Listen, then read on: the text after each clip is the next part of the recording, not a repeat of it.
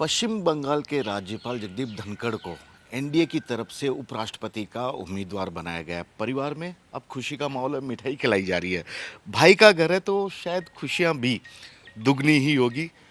Sir, आप लोग मिठाई खा रहे हैं, खुशी है। पूरा हिंदुस्तान या पूरा राजस्थान शायद इसी दिन का इंतज़ार था। किस तरह से देखते हैं सर आप? ये परिवार के लिए, पूरे राजस्थान के लिए, पूरे ज़िले के लिए बहुत खुशी की बात है। राज्यपाल बने थे तब भी इसी तरह की एक खुशी हमने देखी थी आपके घर पे। अब उपराष्ट्रपति के लिए नॉमिनेशन ही हुआ है।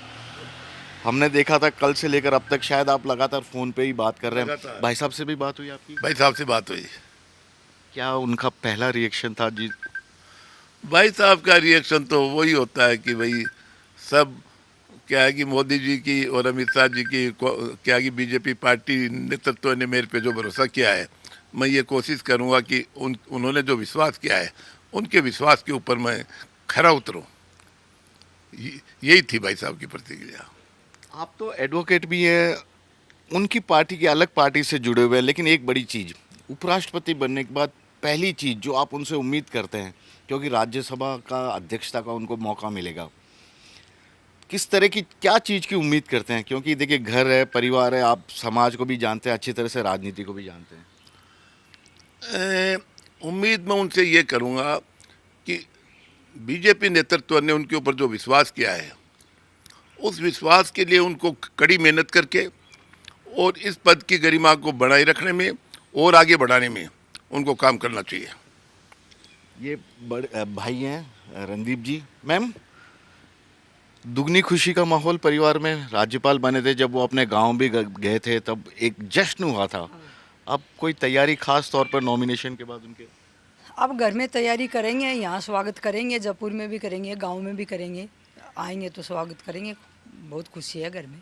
आपने भी बात की उनसे? हाँ, मैंने भाभी से बात करी रात को 12 बजे और बहुत अच्छी खुशी के माहौल में थे सब।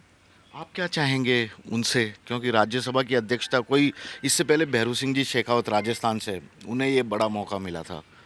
हम तो यही चाहेंगे कि भाई अच्छी तरह अपनी पोस्ट को अच्छी तरह गरिमा बनाए रखें और सब गरीब परिवार का ध्यान रखें। बस यही है हमारी उम्मीद। चेहरे की खुशी बता रही है, शब्द नहीं मिल रहे, उम्मीदें ज़्यादा, शब्द नहीं मिल रहे उसके लिए। शायद सही है। यंग हैं, डायनामिक हैं, क्या उम्मीद करते हैं आप?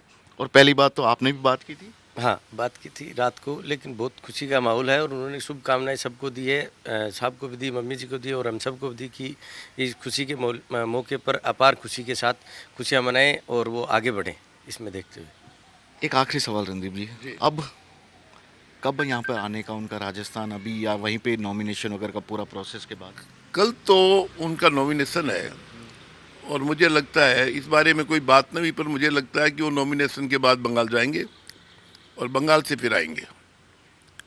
लेकिन जिस तरह से बंगाल की राजनीति को उन्होंने कंट्रोल करने की कोशिश की थी, मतलब गलत कुछ भी नहीं होने दिया, सरकार ममता बनर्जी की थी लेकिन गलत नहीं होने दिया, क्या आपको लगता है कि यही प्रोसेस? उन्होंने अपने हर डिबेट में, हर स्पीच में, हर मंच से कहा है कि जगदीप धनखड़ का एक भी एक्टिविटी कॉन्स्टिट्यूशन के खिलाफ हो तो बताओ। मैं जो कर रहा हूँ, मेरी जिम्मेदारी है संविधान का पालन करना और वही ड्यूटी मैं कर रहा हूँ। मुझे लग रहा है कि उन्होंने अपने राज्यपाल के कार्यकाल में भी जो कुछ किया वो संवैधानिक रूप से ही किया।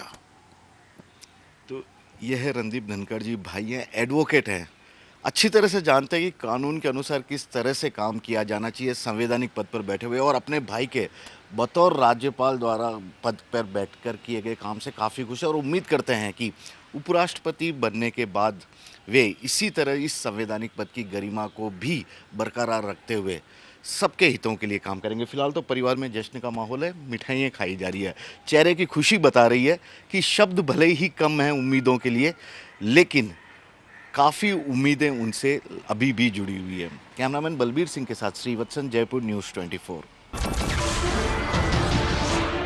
नमस्कार, मैं हूं मानक गुप्ता। अगर आपको हमारा ये वीडियो पसंद आया हो तो इसे लाइक और शेयर जरूर करें, और हाँ, हमें सब्सक्राइब और फॉलो करना ना भूलें ताकि आप देश और दुनिया की कोई खबर मिस ना करें। तो जुड़े रहिए हमारे साथ और देखते रहिए न्यूज़ 24।